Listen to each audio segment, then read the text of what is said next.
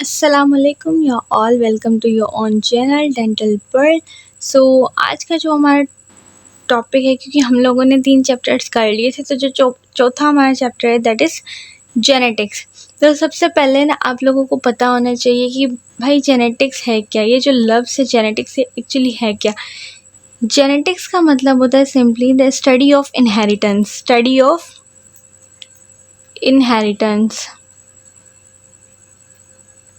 अब इनहेरिटेंस क्या होती है। इनहेरिटेंस वो कैरेक्टर्स होते हैं जो कि आपके ट्रांसमिट हो रहे होते हैं फ्रॉम पेरेंट्स टू ऑफस्प्रिंग।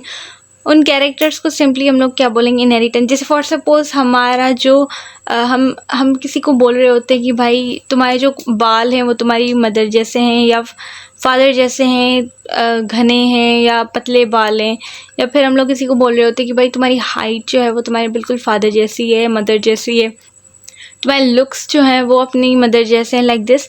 तो ये ट्रेड्स हमारे कहाँ से आए हैं। अब इधर आई कलर हो, स्किन कलर हो, आपके हेयर्स हो, आपकी हाइट हो, आपकी इंटेलिजेंस हो, आपकी आईक्यू हो, जो भी है जो आपको पेरेंट्स से ऑफस्प्रिंग में आया है ना, तो सिंपली उसे क्या बोलेंगे हम लोग, जेनेटिक्स। उसकी स्टडी को क्या बोलेंगे, जेनेटिक्स। तो genetics is basically simple word. अगर आप लोग इस चैप्टर के इंट्रो में देखेंगे तो इंट्रो में बिल्कुल सिंपली ये चीज़ बताई गई है। इसमें ये वाली चीज़ आपने याद नहीं करनी। ये ना ही ये लोग पूछते हैं कि भाई इकोलाई जो है उसके अंदर ये वाला उसका मॉलिक्यूलर वेट क्या है और बेस पेयर्स कितने होते हैं। ये चीज़ें कोई भी नहीं पूछता, सो इट्स नॉट मैंडेटरी कि आप ये चीज़ें याद करो। बस आपको सिर्फ और सिर्फ ये पता होना चाहिए कि इकोलाई जो है ना उसके अंदर सिंगल सर्कुलर डीएनए होता है। ये जो पहली वाली लाइन है दैट इज़ इम्पोर्टेंट। बाकी पूरा का ये जो पैरा है ना दैट इज़ नॉट इम्पॉर्टेंट, क्योंकि इसके अंदर वेट बताया गया है और उसके अलावा साइज़ वगैरह बताई गई है, प्रोटीन्स अमाउंट बताया गया है। तो ये चीज़ें याद नहीं की जाती। तो आगे अगर आप लोग देखें तो आप लोगों को पता होना चाहिए कि what is haploid and diploid. आप लोगों ने ये टर्मिनोलॉजीज तो पहले भी पढ़ी हुई हैं। डेप्लॉइड, तो हैप्लॉइड क्या होता है। हैप्लॉइड का मतलब होता है सिंगल पेयर या सिंगल नंबर ऑफ क्रोमोसोम्स। हम लोग ऐसे बोलें, जैसे फॉर सपोज डायप्लॉइड है डबल, सही है। अब देखें जैसे फॉर सपोज हम लोग बात करें, हमारा जो सेल बनता है, देखिए जब जर्म सेल्स की फॉर्मेशन होती है तो उसमें सिंगल पेयर्ड होते हैं। यानी कि ऐसा बोलें कि भाई 23 आपको लोगों को पूरी डिटेल पता होगी। मैं इतना ज़्यादा डीप में नहीं जाऊँगी, मैं सुपरफिशियली बता रही हूँ। 23 आपके एक पेरेंट से आते हैं, 23 आपके दूसरे पेरेंट से आते हैं। तो मिलके जो जाइगोट बनता है उसके अंदर क्या होते हैं, डबलेट होता है। यानी कि मदर से जो पेयर आया वो फादर से जो पेयर आया, दोनों का डबल, सही हो गया। तो इसीलिए हम लोग इसे क्या बोलेंगे, डायप्लॉइड। लेकिन हैप्लॉइड कौन कौन से होते हैं, जिसके अंदर सिंगल नंबर ऑफ क्रोमोसोम्स हो, यानी कि उनका जो पेरेंट होगा वो एक ही होगा। यानी अगर जैसे फॉर सपोज हम लोग बैक्टीरिया की बात करें, एक बैक्टीरिया उसके अंदर जितने क्रोमोसोम्स होंगे उसके जो डॉटर सेल्स बनेंगे उसी के ही उसके अंदर भी उतने ही। जैसे फॉर सपोज अगर मैं इसके 23 ले रही हूँ तो ये जो बैक्टीरियाज की दोनों कॉपीज़ बनेंगी ना, ये भी 23 होंगी, ये भी 23 होंगी। क्यों? क्योंकि इनका पेरेंट है के। अब जो पेरेंट है के तो दोनों में जो जो कॉपीज़ जाएंगी, जो अमाउंट ऑफ जीन जाएगा वो सिमिलर होगा टू देयर पेरेंट्स। जबकि डायप्लॉइड के अंदर क्या होगा, जो ऑफस्प्रिंग बनता है उस ऑफस्प्रिंग के अंदर क्या होती है, कलेक्शन होती है। किसकी कलेक्शन होती है, दोनों पेरेंट्स के क्रोमोसोम की। दोनों पेरेंट्स ने जर्म सेल्स बनाए, जर्म सेल्स जब बनेंगे तो उनके जर्म सेल्स के अंदर हमारे पास हाफ नंबर ऑफ क्रोमोसोम्स होते हैं। आप सारों को पता होगा। जैसे अगर फीमेल की बात की जाए तो ओवम होता है एंड देन स्पर्म वगैरह में 23 क्रोमोसोम्स होती हैं। और जब जाइगोट बनता है तो उसके अंदर डबल नंबर ऑफ क्रोमोसोम्स होती हैं, यानी फुलेस्ट नंबर ऑफ क्रोमोसोम 46।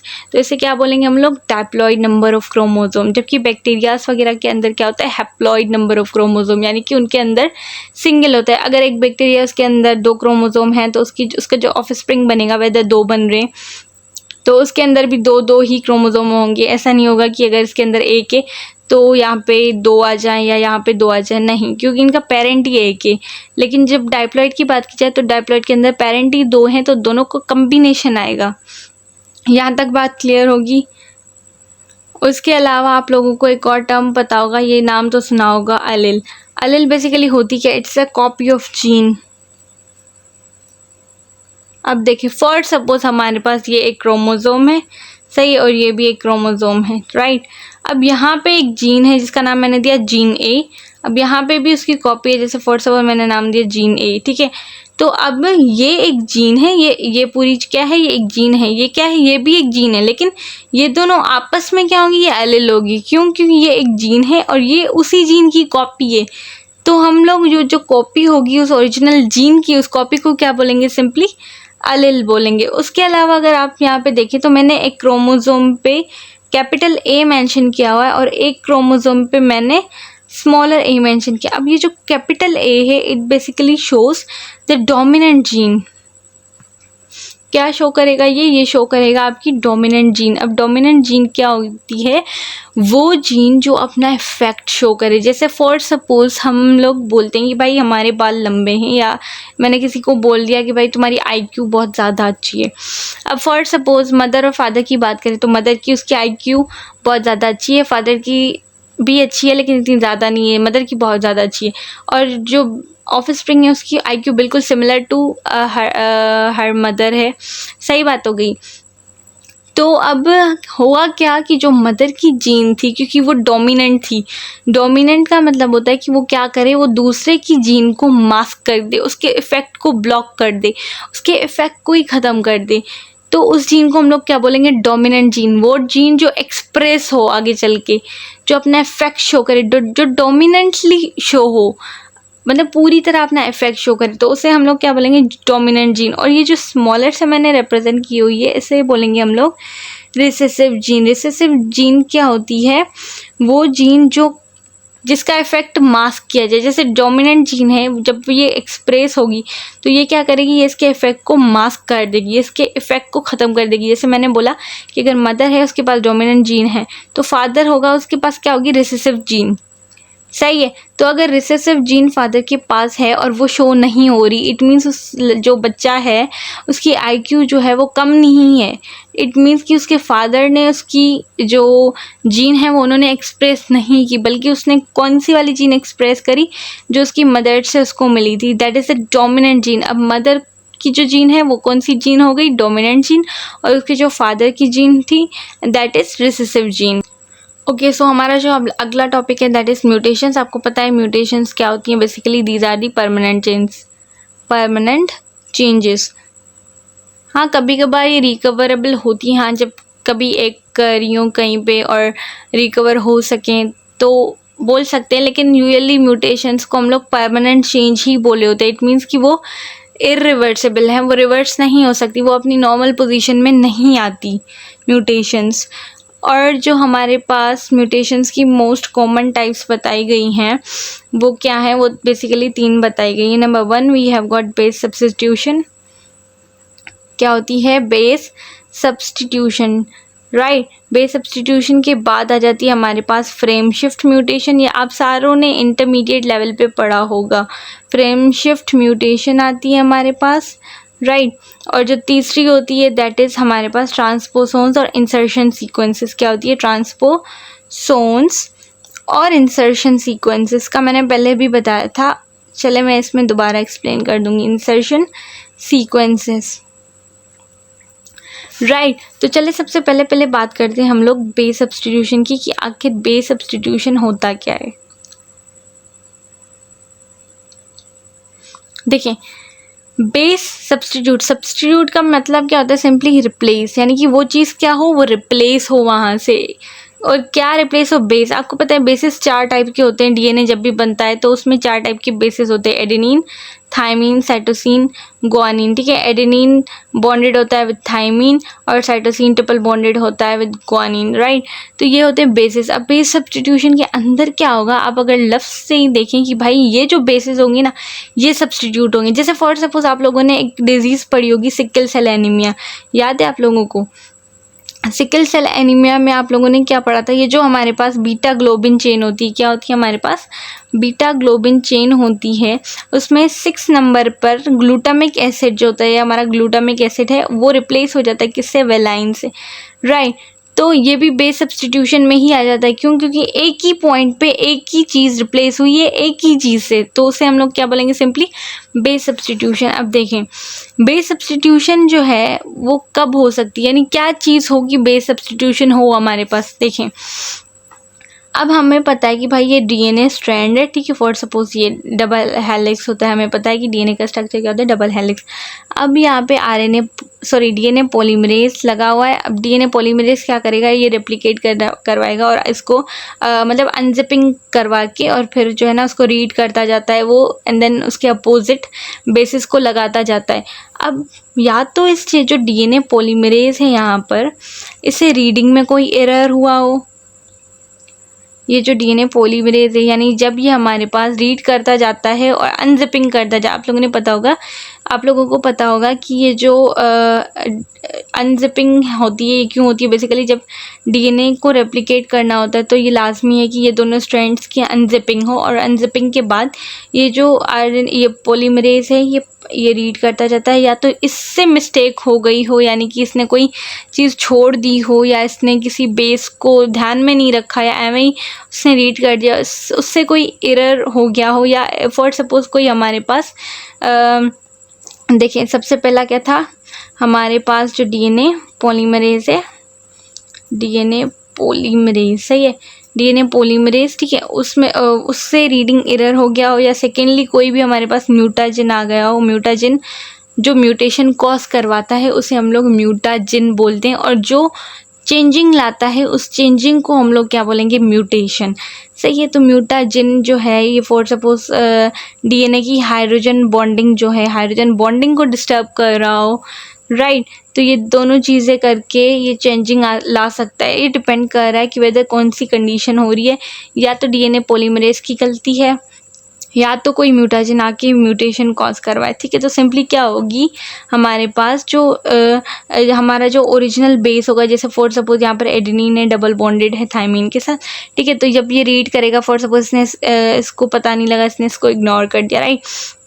अब यहाँ पे म्यूटेशन आई तो क्या हुआ? एडेनिन के साथ फॉर सपोज कोई और बेस लग गया। वो बेस ऐसा था कि उसकी स्ट्रक्चर तो सिमिलर था बिल्कुल थायमीन जैसा, इसी वजह से आरएनए पॉलीमरेज को पता नहीं लगा, क्योंकि कुछ सब्स्टिट्यूशन जब होती है तो कुछ ऐसे होते हैं जिनका स्ट्रक्चर जो है वो बिल्कुल सिमिलर होता है हमारे बेसिस के साथ, लेकिन मतलब अगर कोई रीड कर रहा है या किसी को पता भी नहीं लगता कि वो बेसिकली म्यूटेशन है।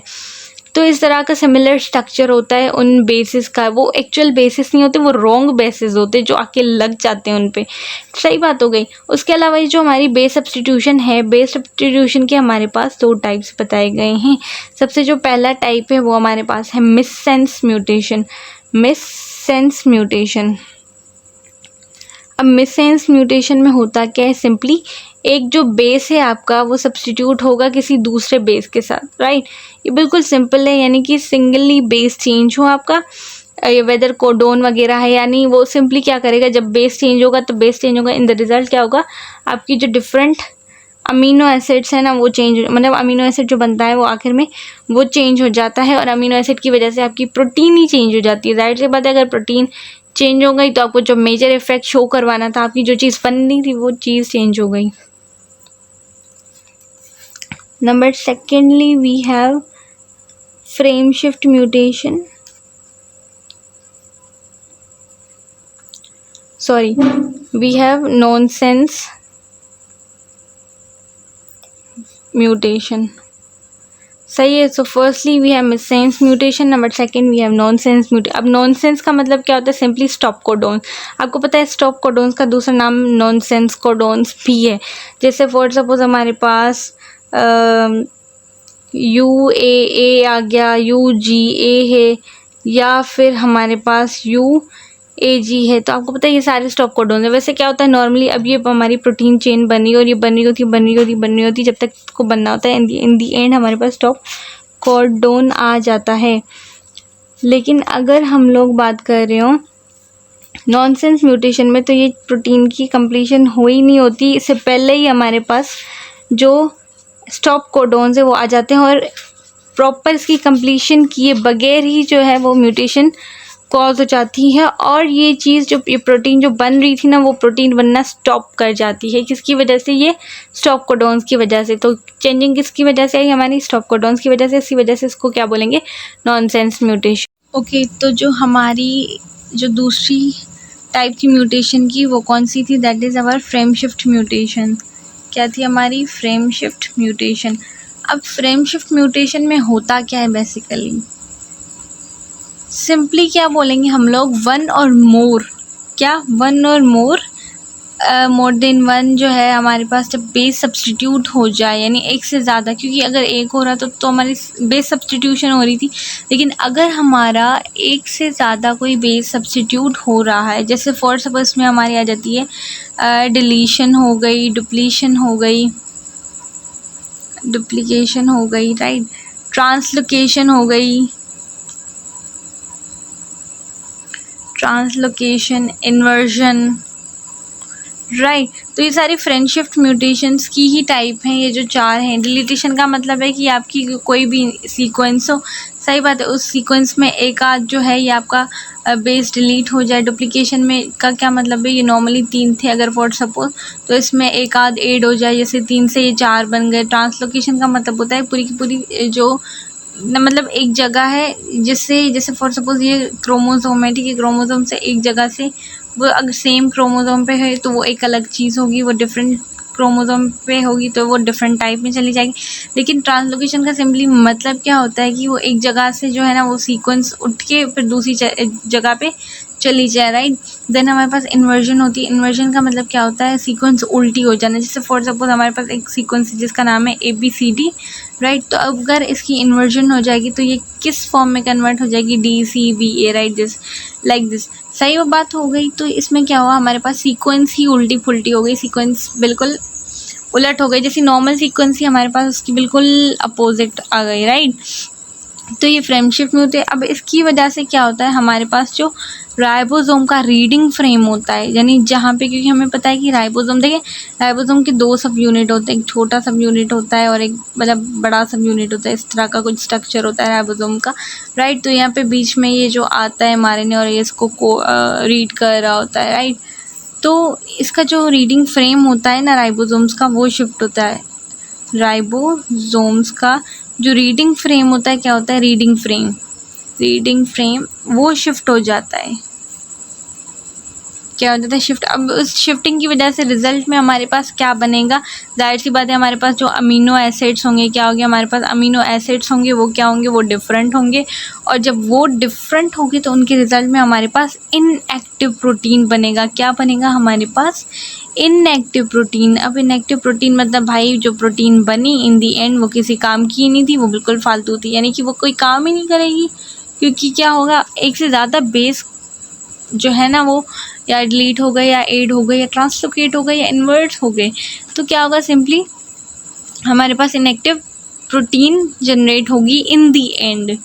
सो ये था हमारे पास फ्रेम शिफ्ट म्यूटेशन का। और जो तीसरी म्यूटेशन होती है हमारे पास, दैट इज़ दी ट्रांसपोसोन्स और इंसर्शन सीक्वेंस। क्या होती है? ट्रांसपोसोन्स और insertion sequences. Insertion sequences, right. अब ये क्या चीज़ शो करती है? मैंने पहले भी बताया था ट्रांसपोसोन का, जब मैंने लेक्चर बताया तो उसमें मैंने चीज़ बताई थी। ट्रांसपोसोन के टाइप में एक टाइप था इंसर्शन सीक्वेंस का, राइट। आपको अगर याद हो टाइप्स, तो मैंने आपको पहले भी इसके टाइप्स बताए थे, जो कि हमारे पास 4 होते हैं, राइट। जिसमें हमारे पास डायरेक्ट ट्रांसपोजिशन होती है, रेप्लिकेटिव होती थी, जिसमें एक ट्रांसपोसोन है वो रेप्लिकेट कर रहा था और फिर वो जाके अपनी कॉपी जो है ना उसको भेज रहा था किसी और जगह पे म्यूटेशन कॉज करवाने के लिए। जो तीसरा होता है वो कॉन्जुगेटिव ट्रांसपोजिशन था, और जो चौथा था जिसमें मैंने आपको बताया था इंसर्शन सीक्वेंसेस का। इंसर्शन सीक्वेंसेस ऐसी सीक्वेंसेस होती हैं, यानी ट्रांसपोसोन होती हैं, DNA के पीसेस होते हैं, जो कि अपने लिए किसी भी किस्म के एंजाइम हो गया या वेदर प्रोटीन हो, ठीक है, अपने लिए कोई भी कोड नहीं कर रहे होते, ठीक है, ये अपने लिए कुछ भी नहीं कर रहे होते। बस इनका सिंपल काम क्या होता है? ये जहाँ पर भी जाएंगे भाई म्यूटेशन कॉज करवाएंगे। ये चीज़ याद रख लो कि भाई ये अपने अलावा सब पे म्यूटेशन कॉज करवाएंगे, बाकी अपने लिए किसी भी किस्म का एंजाइम या प्रोटीन को कोड नहीं कर रहे होते। जैसे ट्रांसपोसोन होती है वो अपने लिए कोड करते हैं, लेकिन ये वाले जो ट्रांसपोसोन होते हैं ना, इंसर्शन सीक्वेंसेस, राइट, ये किसी भी किस्म के एंजाइम और प्रोटीन को कोड नहीं कर रहे होते। ये जहाँ पे भी जाएंगे, जहाँ पे भी जाके ये इंसर्ट करेंगे, फॉर सपोज ये एक सीक्वेंस है भाई, अगर यहाँ पे ये जाके इंसर्ट कर गए, राइट, तो वहाँ पे क्या करवाएंगे, म्यूटेशंस। मैंने बताया था एक IR रीजन होता है ट्रांसपोसोन का, ये वहाँ पे जाके इंसर्ट करती हैं। तो ये हमारे थे टाइप्स म्यूटेशन के, 3 टाइप्स थे। सबसे पहला जो टाइप था आपका वो था कौन सा, बेस सब्स्टिट्यूशन था, ठीक है। बेस सब्स्टिट्यूशन के बाद जो दूसरा टाइप था जैसे फ्रेंड शिफ्ट म्यूटेशन था, उसके बाद ट्रांसपोसोन और इंसर्शन सीक्वेंसेस था। सही बात हो गई। अब बात करते हैं, अब हम लोगों ने म्यूटेशंस के टाइप्स तो पढ़ लिए, ठीक है। अब बात करते हैं कि भाई म्यूटेशन होती किस चीज़ से, यानी what is basically the aetiology of mutation, यानी म्यूटेशन जो है वो कौन सी चीज़ कॉज करवा सकती है या कहाँ से आती है, कौन कौन से फैक्टर्स होते हैं जिसकी वजह से हमारी जो म्यूटेशन है वो बेसिकली कॉज होती है या कहीं पे भी जाके म्यूटेशन करवाती है। फॉर सपोज देखें, म्यूटेशंस जो होती है हमारे पास, ये म्यूटेशन हमारे पास केमिकल्स म्यूटेशंस भी होती हैं, रेडिएशंस भी होती हैं,